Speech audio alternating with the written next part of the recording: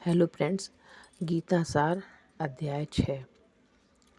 श्री भगवान जी बोले, हे अर्जुन, जिसकी कर्म फल में आसक्ति नहीं और कर्मों को करता है वह सन्यासी और योगी है, और जिसने हवनादि लौकिक कर्म छोड़ दिए हैं वह योगी नहीं है। हे अर्जुन, जिसको सन्यासी कहते हैं उसी को कर्म योगी जानो, क्योंकि संकल्पों के त्याग किए बिना कोई योगी नहीं हो सकता। जो मुनि योग प्राप्ति की इच्छा रखते हैं उनके लिए उनका साधन कर्म ही है, और उनके योगी होने पर उनका ज्ञान पूर्ण होने का साधन उनके चित्त का समाधान है।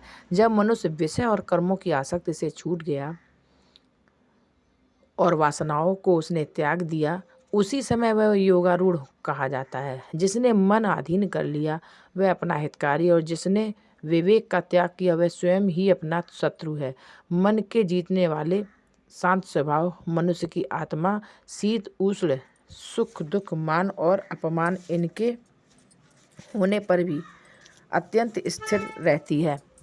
जिसने ज्ञान विज्ञान के अंतःकरण को तृप्त कर लिया, जो निर्विकार हो गया, तथा जिसने अपनी इंद्रियों को बस में कर लिया है, जो मिट्टी पत्थर और सोने को एक समान समझता है, वही योगी कहलाता है। सुहृदय मित्र शत्रु उदासीन द्वेषी मध्यस्थ द्वेष करने योग बंधुवर्ग साधु और पापी, इन सब में जो समान दृष्टि रखता है वही श्रेष्ठ योगी है। योगी पुरुष को मन और आत्मा को अपने वश में करके वासनाओं और समस्त प्रपंचों को त्याग कर एकांत स्थान में पहले कुश, उसके ऊपर मृगादिकों का चर्म और उसके ऊपर वस्त्र बिछावे। स्थान ना तो बहुत ऊंचा और ना ही बहुत नीचा, उसी पर मन को एकाग्र करके चित्त और इंद्रियों को रोककर बैठना चाहिए।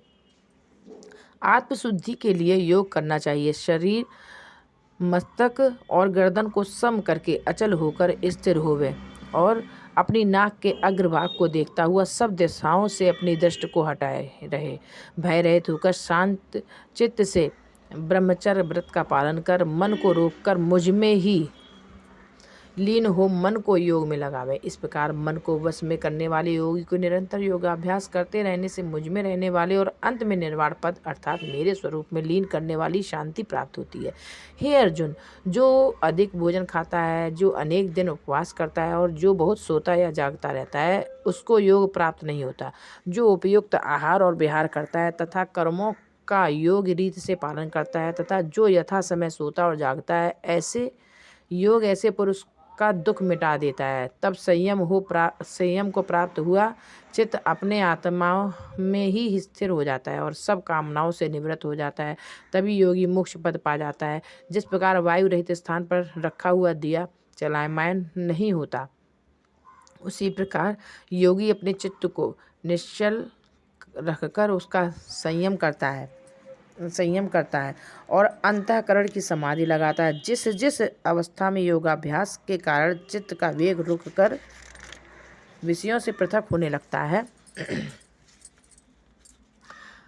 और जब शुद्ध अंतःकरण में आत्मा को ही देखकर आत्मा में ही संतुष्ट होता है, जिस अवस्था में वह अत्यंत सुख और इंद्रियों द्वारा जाना नहीं जा सकता, वरन केवल बुद्धि से जाना जाता है, अनुभव करता है, और जब वह योगी आत्मस्वरूप में स्थित हो, उससे विचलित न हो, जिस अवस्था को पाकर फिर और कोई बड़ा भारी दुख उसे वहाँ से चलायमान नहीं करता, इस अवस्था को दुख संयोग वियोग कारक योग नामक जानना हो। सो योग निर्विकल्प चित्त से निश्चय करके ही करना चाहिए।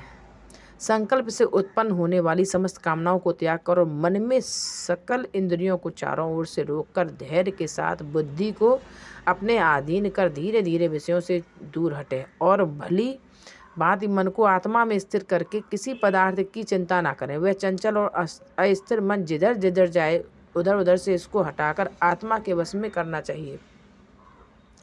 इस प्रकार शांत चित्त और रजोगुण से रहित निष्पाप और ब्रह्म स्वरूप योगी को उत्तम सुख प्राप्त होता है।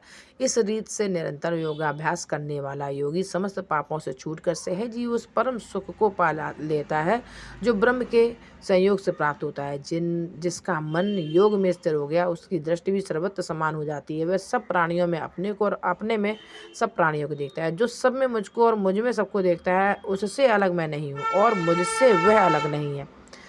जो अभेद भाव से रहता है वह सब प्राणियों में स्थिर हो मेरा मनन करता है।